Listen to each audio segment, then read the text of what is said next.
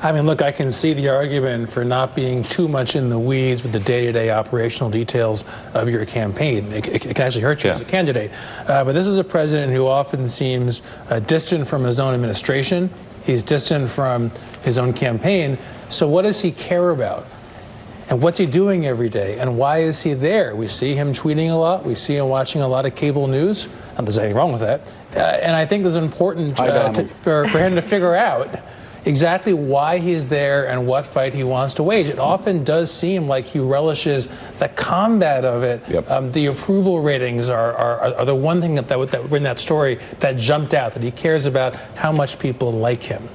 Well, his staff clearly doesn't like him very much. Can you imagine the details of this piece? The details of this piece, if this had been about President Obama or President Bush, the disloyalty is running rampant in this. And it's just this story is yet another reminder. Yeah, but we can overthink this. I have an answer to your question. What does he care about? He cares about himself.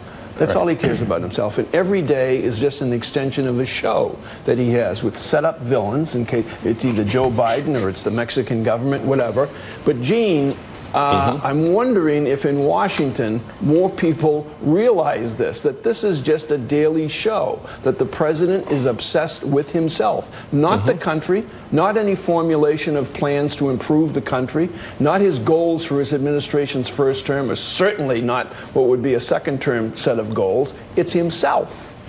Well, this is not a big revelation to people in Washington, people including Republicans who have been paying attention. This is what Donald Trump has been from day one. He's been, he runs the country the way he ran the Trump organization, which in his description is he just wake up in the morning and sort of take it from there. He sort of ad-lib his way through an episode of the Trump show, and that's what he's doing with the country. That's why nobody in his administration, including his press office, has the slightest idea of what's coming out in the next tweet, what the policy change will be, where we will be headed, tariffs, no tariffs, China, Mexico, where are we going? And has always been all about Donald Trump. I think people here understand that very well. My question is whether people in the country, people who put their hopes and aspirations